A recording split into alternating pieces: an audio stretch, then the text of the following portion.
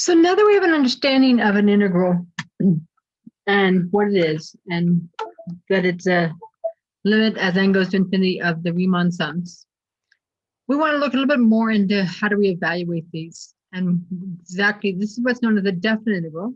It's a definite integral because we have the limits. We actually know what those values are. And so this theorem, known as the evaluation theorem, gives us an idea of how to find those.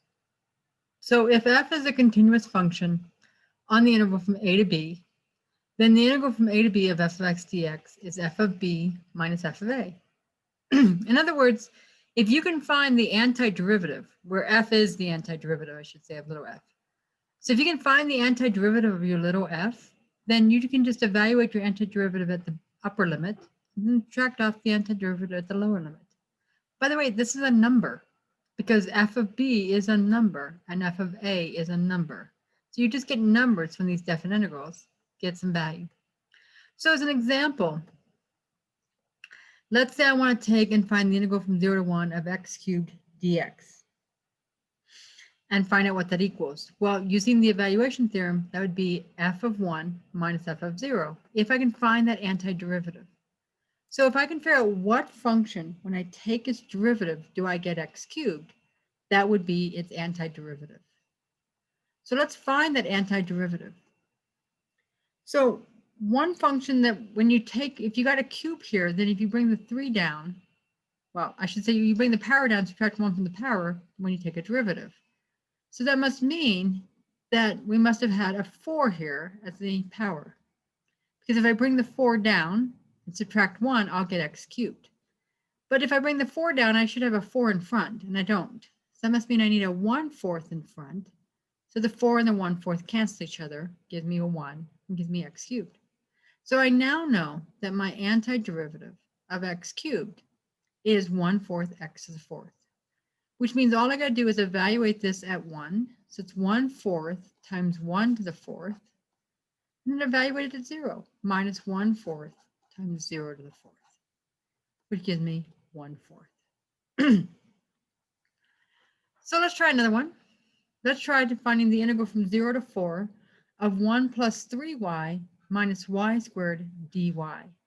Now that dy is actually very important. That dy tells you what variable is your independent variable.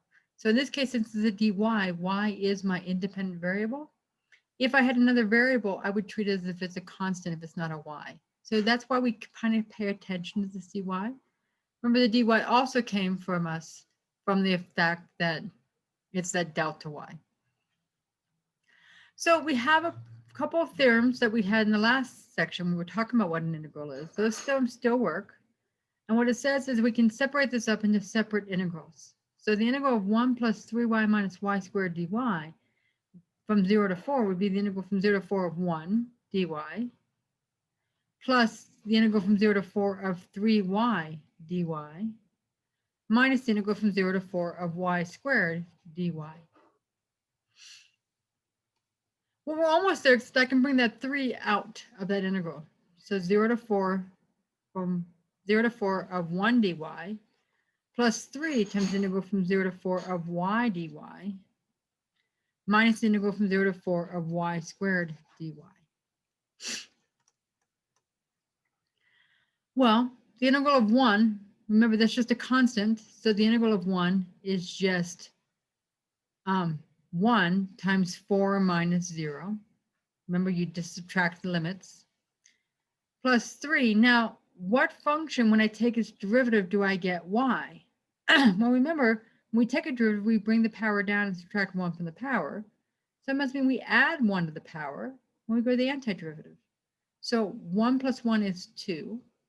But if I bring 2 down, I should have a 2 here, but I don't have a 2. So that must mean I had to have a 1/2 to get rid of that 2. So I like to think of it as you add 1 to the power and then multiply by the reciprocal of the power. So same, and then that's going to be evaluated from 0 to 4. And the way we kind of say that we're going to evaluate that from 0 to 4, if we just put a vertical line here, put a 0 at the bottom and a 4 at the top, that just says evaluate this function from 0 to 4. Then same thing here, we just learned that we add 1 to the power, so y squared, add 1 to the power gives me y cubed, and then multiply by the reciprocal of the power, which is 1/3, from 0 to 4. And again, we put that vertical line to represent, we're going to evaluate. So we have 1 times 4 minus 0, or 4, plus 3/2 times 4 squared minus 0 squared. So you just put it in the y. So you put the 4 in the y. The top one goes in first. The bottom one goes in second, and you subtract. Minus 1/3, put the 4 in the top. So 4 goes in first. So 4 cubed minus 0 cubed. So we get 4 plus 3/2 times 4 squared, which is 16, minus 1/3 times 4 cubed. 4 cubed is 64. So we end up with 68/3.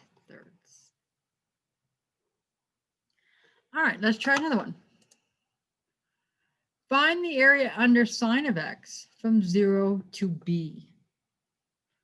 So area, let's go ahead and draw a picture of this. So sine of x looks something like, goes up from 0 and comes back down, and so forth and so on. It keeps going. We're going to go from 0, which is right here, to b. We don't know where b is, so just put a b in somewhere. It doesn't matter where it is. We're just going to put that b in. And we're going to find out what that integral is. So that integral, we want the area. So that's the area, is the integral from 0 to b of sine of x dx. Now, what function, when you take its derivative, do you get sine? Well, you get it when you take the derivative cosine. So the derivative cosine is negative sine, actually. So the integral of sine is negative cosine. I'm going to evaluate that from 0 to b. Okay. So now that we've done that, we're going to put in the b in first. It goes in the top. So minus cosine b minus a negative cosine of 0. The 0 goes in second. Okay. So we don't know what b is, so we get minus cosine b. And then the cosine of 0 is 1, so we have 1 minus a 1, or negative cosine b plus 1. So that's what that limit is. That integral is. If, let's say, b is equal to pi, then the area would equal minus cosine of pi plus 1.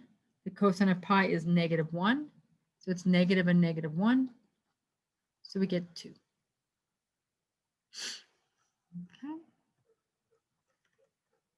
So if we went from 0 to pi, up here on my graph, 0 to pi, pi is right here. It's saying this area under this part of the sine curve is pi. I'm sorry, it's 2, not pi, 2.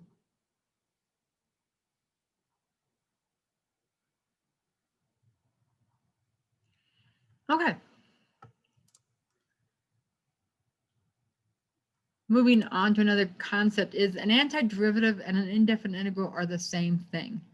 We've been talking about these definite integrals, but we also can talk about an indefinite integral, which is the same thing as an antiderivative. The integral from f of x dx is equal to f of x, means that f prime of f equals little f. So one thing I want to point out is we had this thing called a definite integral, which is the integral from a to b of f of x dx. And that's f of b minus f of a.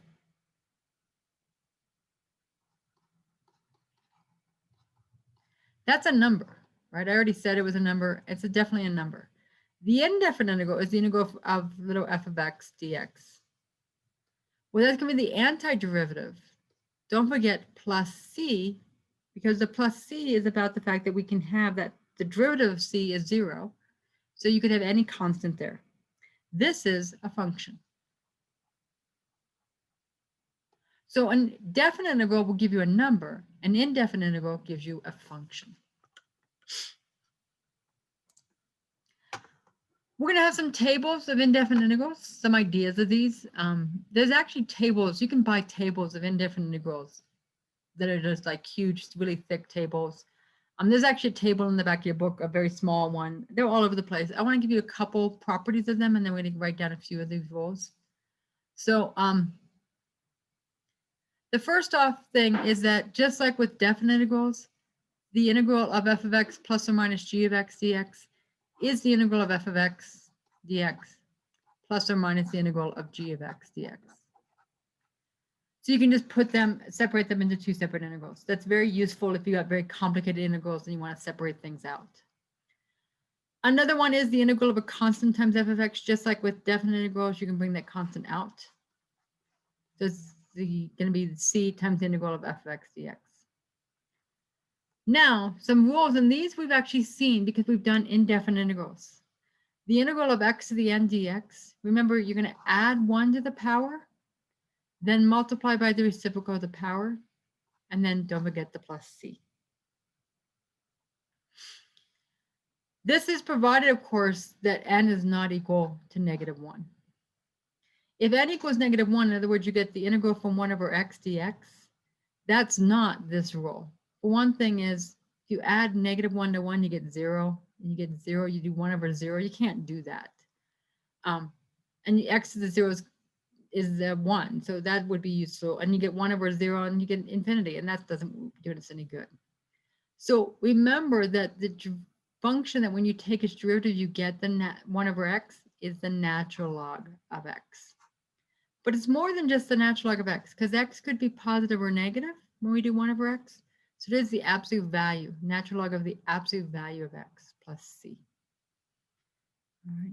And we actually saw this. We did a derivative of the natural log of the absolute value of x, and we did get 1 over x. So it works out beautifully.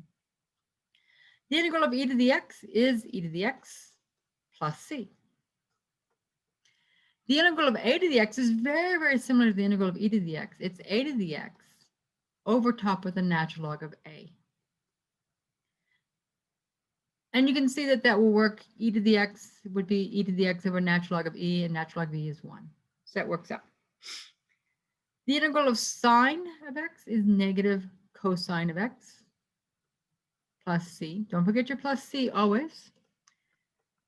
And that's because the derivative of cosine is negative sine. The integral of cosine of x dx is sine of x plus c, because the derivative of sine is cosine.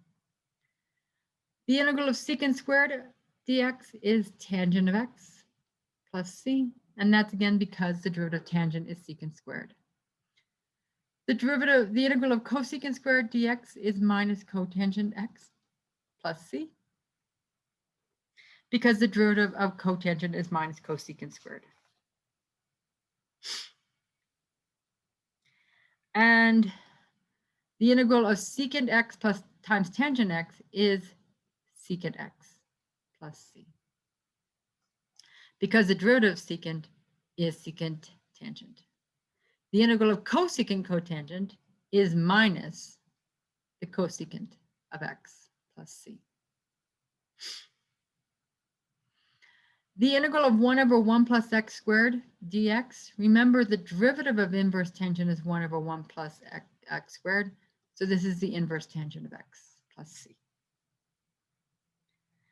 And then the integral of 1 over the square root of 1 plus x squared dx, that's the inverse sine. It could also be minus the inverse cosine, but that gets kind of boring, so we don't usually worry about that one. All right, and these are all the ones that we've seen. These are the basic rules. You should, again, know all these. The only one I didn't do was the integral of the, well, I didn't do integral of natural log anywhere, so don't worry about natural log. That's actually one of these ones where we can't find the actual integral of. Okay, so let's go ahead and do an example. Let's say we want to find the integral of 2e to the x plus 4 cosine x dx. This should say you can find the integral of the natural log of x, but you have to use some for the properties for it. So don't worry about that right now. But let's do the integral of 2e to the x plus 4 cosine x dx. Again, I can separate that out and pull my constants out. So this is the 2 times the integral of e to the x dx plus 4 times the integral of cosine x dx. The integral of e to the x is e to the x, and I could do the e to the x plus c. The integral of cosine is negative sine, so we're going to get minus 4 sine of x plus c, but these c's are different, so let's call this one c1 and this c2, but they're different, but they're still just constants. So I actually could put them together as one constant. So normally we actually do a definite integral by doing the whole definite integral and then put the plus c at the end, because they can be just combined together. They're just constants. We don't know what they are, and they can just be put together. So the integral of 2 e to the x plus 4 cosine x is 2 e to the x minus 4 sine x plus c. This is the integral of the sine of 2x over sine x times over sine x dx. This one's a little bit more tricky to do. The reason is that to do this one, we actually need to use some properties. If you notice, none of these rules had us with a division. None of these that we gave you had a division in them. We're going to talk about how we do divisions at some point, but a lot of times when we do division is we can do these by using some properties that make them simpler. So what we need to do is we need to find out what is the sine of 2x. See if we can't make that into something a little bit easier. Remember, the sine of a plus bx is the sine of x cosine b, sine of a cosine b, plus the cosine a sine of b. If they're both the same, if it's x and x, then we're going to get 2 cosine x sine x. So that's actually one of your many properties of trig functions. This is a trigonometric identity. And so the sine of 2x is 2 cosine x sine x dx. Reason this was nice is now you notice this sine x in the bottom and this sine x in the top will cancel. So sometimes to do these, we have to do some work first before we can actually find them. So now we have 2 cosine x dx. Pull that 2 out. The integral of cosine is sine plus c.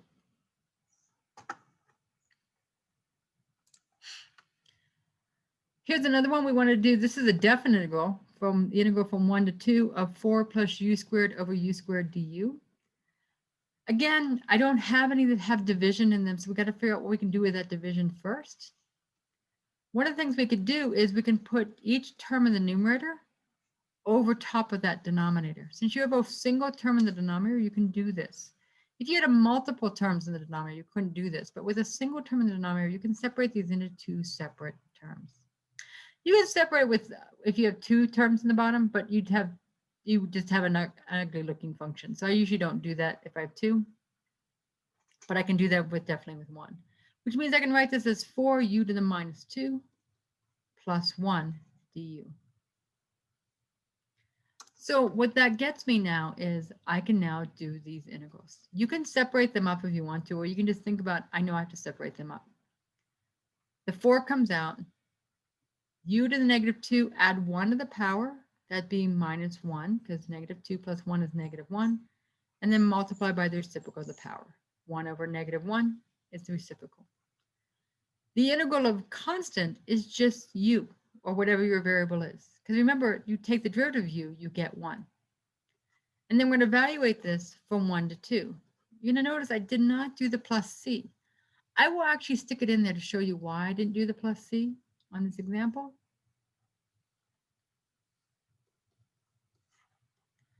And I put this bar down here again to represent I'm doing from 1 to 2. Because I already have a bar with my brackets, I just did it on there instead of making a new one.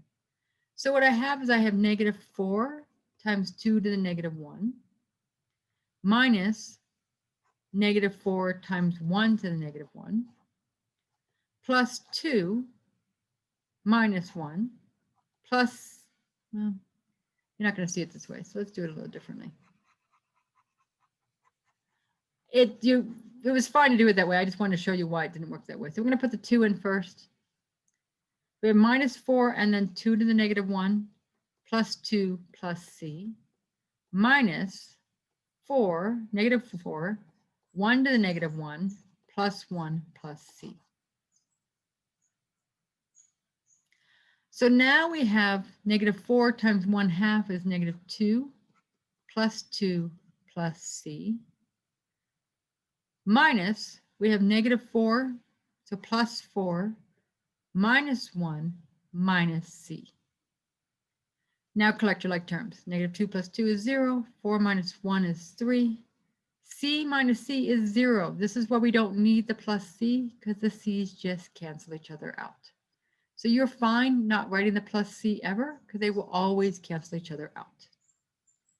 So we get 3 as our answer. Again, this was a definite integral, and we got a number. Last time was an indefinite integral, and we got a function. A few more. Let's look at this one here. This is the integral from 1 to 8 of x minus 1 over the cube root of x squared dx. Again, simplify this before you do anything. We don't know how to deal with quotients, so try to simplify this if you can. This is going to be x over x to the 2/3 minus 1 over x to the 2/3 dx. And then what I can do is realize, well, x times x over x to the 2/3 is going to be x to the negative 1/3, because x to the 1 minus 2/3, 1 minus 2/3 is negative 1/3. And then 1 over x to the 2/3 is x to the negative 2/3 dx. So now, again, add 1 to your power. So 1 plus 1/3 is 2/3. So it's x to the 2/3, and then multiply by the reciprocal of the power. The reciprocal of 2/3 is 3/2. Add 1 to your power. 1 plus a negative 2/3 is 1/3. Multiply by the reciprocal of the power, the reciprocal of 3 over 1. Sorry, if 1 over 3 is 3 over 1. And then we're going to evaluate that from 1 to 8. Notice I left off the plus 3 because we showed in the last example that we left off the plus c because we showed in the last example that that plus c cancels. So we have 3/2, 8 to the 2/3, minus 3, 8 to the 1/3, minus 3/2, 1 to the 2/3, minus 3 over 1, 1 to the 1/3. So again, all you're doing is putting the upper limit into your function and then subtracting off, putting a lower limit into your functions. I put everything in brackets to make sure I keep my signs and everything organized. 8 to the 2/3, the cube root of 8 is 2, and 2 squared is 4. So we're going to have 4 times 3, which is 12, divided by 2 is 6. 8 to the 1/3 again is 2, so 3 times 2 is 6. And then the other one is going to be 3/2 minus 3. And so you're going to have minus 3/2 plus 3. So of course, 6 minus 6 is 0. It doesn't always work out that these cancel out. It just is the last examples kind of did that just because the type of numbers we were working with. And then 3 minus 3/2, that's going to be 6/2 minus 3/2 is 3/2.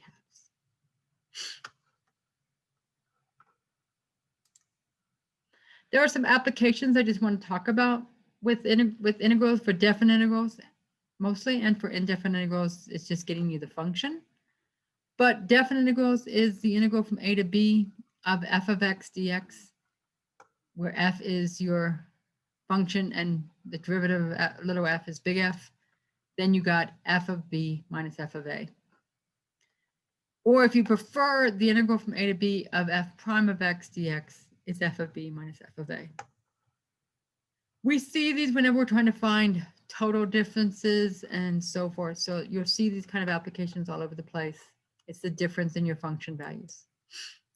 We see total change. So f of b minus f of a is equal to a, integral from a to b of f prime of x dx. We see the mass of a rod from a to b is mass of b minus mass of a is integral from a to b of the linear density of the rod dx, where rho is your linear density. We see the total distance traveled. That'll be the integral from t1 to t2 of your speed. It's the absolute value of velocity, it looks like, but it really is the magnitude of velocity, which is your speed, dt. It's going to be area 1 plus area 2 plus area 3. So the reason it's plus is that your areas are always positive and your total distance traveled should be positive. So again, this is not displacement. This is total distance traveled. Displacement would be the integral from t1 to t2 of your velocity dt. And that would be area 1 minus area 2 plus area 3, let's say, if this is what you have. So if you have area 1, area 2 is below the axis, area 3 is above the axis of your velocity function, you take area 1 minus area 2, add area 3 to it to get your displacement, but your total distance would be adding these all areas together.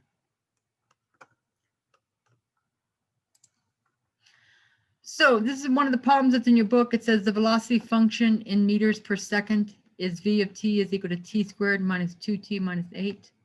For a particle moving along a line from 1 is less than or equal to t is less than or equal to 6. I'd like us to find the displacement. So again, the displacement is the integral. We're going from 1 to 6. So from 1 to 6 of my velocity, I'll write it down versus velocity. My velocity dt. So that'll be the integral from 1 to 6. My velocity function here was t squared minus 2t minus 8. So t squared minus 2t minus 8 dt. So now the integral of t squared, again, add 1 to the power, multiply by the reciprocal of the power. So t cubed 1/3 t cubed. Minus 2t, add 1 to the power, multiply by the reciprocal of the power. So it's going to be 1/2 t squared times 2. And then minus 8, there's no t there, so it's t to the 0. Add 1 to the power, you get t to the 1. Reciprocal, multiply by the reciprocal of 1, it's just 1. So the integral of 8 is just 8t. Then from 1 to 6. So that means I'm going to take and put the 6 in first. So I've got 1/3 6 cubed minus 6 squared minus 8 times 6. Then minus 1/3 times 1 cubed minus 1 squared minus 8 times 1. And then we take out our calculator and we find out what that is.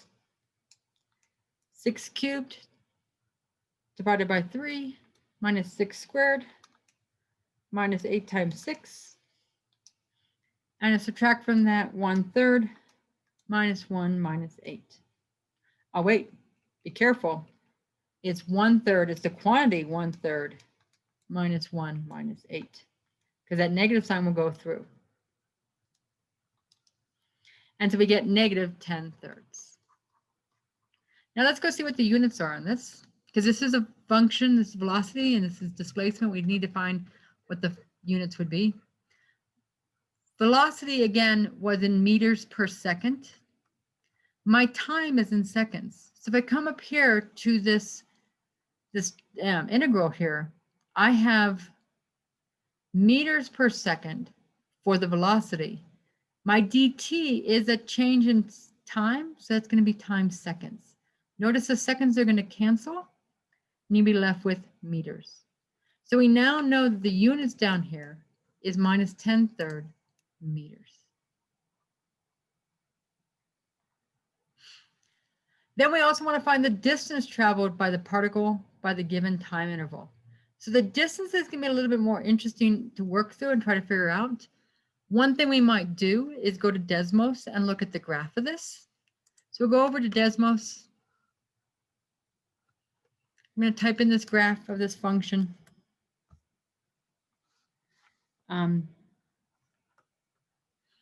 So I need to go back and get what my function was. So my function was t squared minus 2t minus 8. So we have t, or we can't do t, but x squared minus 2x plus 8. Just make sure I'm right about that. Oh, it's minus 8. Thank you. I'm glad I checked. So it's -8. I'm going to go back to the home to see if I can see a little bit better what the picture looks like. I then will think about what interval I'm working on. My interval I'm working on is from 1 to 6. So going back to Desmos, I'm going to work on that interval only. So I'm going to go ahead and change my x's to go from 1 to 6.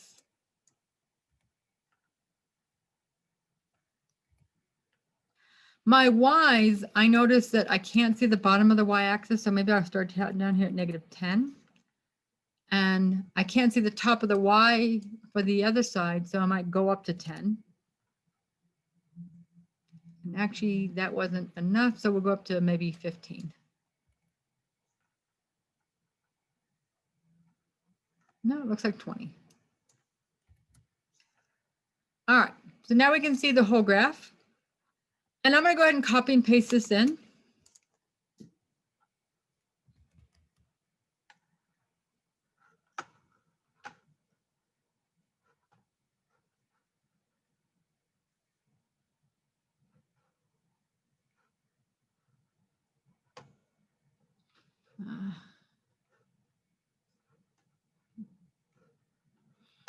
So I'm going to go ahead and copy this, paste this where I am.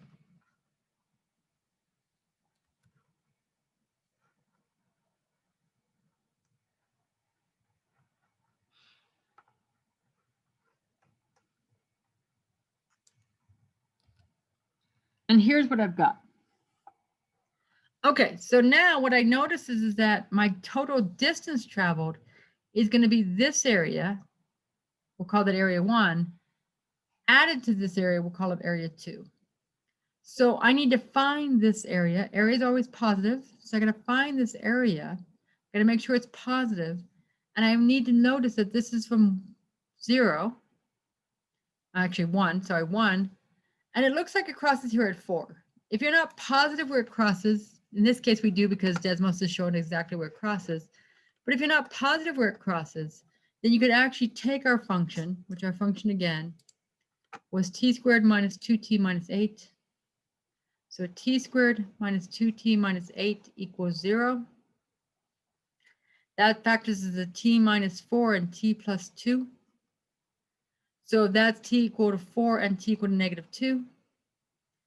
Then I could take my number line. Here's -2, here's 4. Again, what I want to know is where is this thing positive and where is it negative? So t minus 4 is one factor, t plus 2 is the other. T plus 2 is 0 at -2. It's going to be less negative below and positive above. T minus 4 is 0 at t equals 4. It's going to be negative below and positive above. Negative, negative, negative, positive, negative, positive, positive, negative, negative, positive, positive, positive. So we know from -2 to 4, and more importantly for us, from 1 to 4, we are negative. So this total distance is going to be the absolute value of the integral from 1 to 4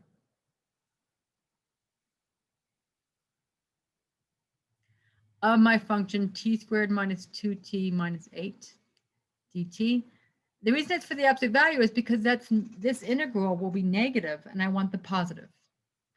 And then we're going to add that to the integral from 4 to, I believe we're going 4 to 6. Yeah, 4 to 6. From 4 to 6, we were positive. We don't need to put absolute value bars around it, but we can just to be consistent. It just helps you to do that, just to kind of remember that.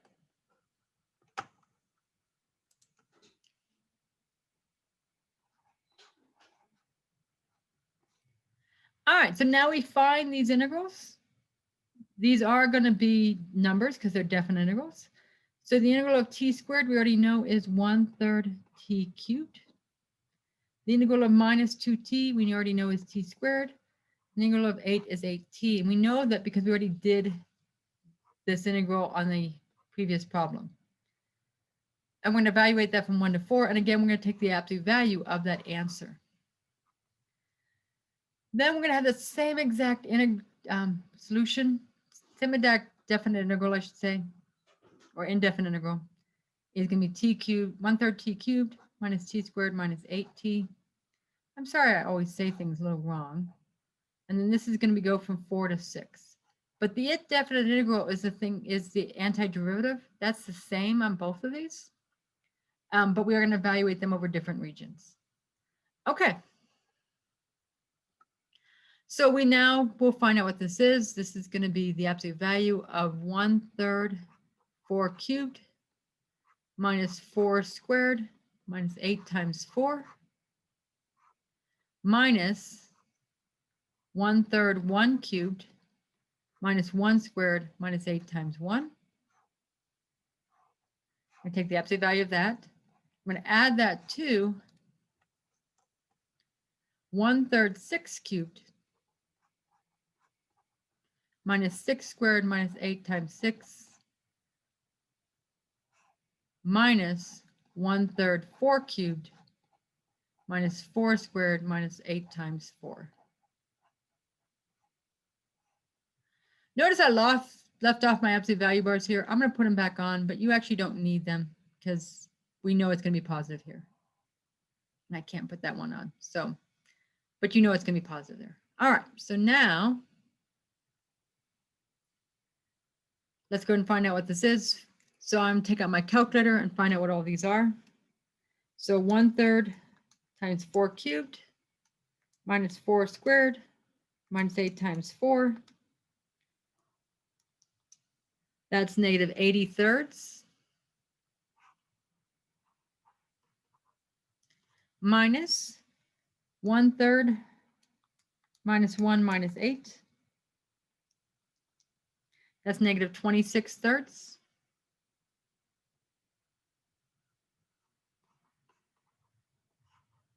I'm going to take the absolute value of that, don't forget.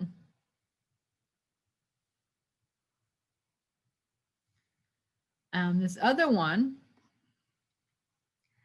1/3 times 6 cubed minus 6 squared minus 8 times 6. That's 4 minus 1/3 times 4 cubed minus 4 squared minus 8 times 4. That's minus 80 thirds. All right, so I'm going to have a minus 80 thirds, minus 26 thirds.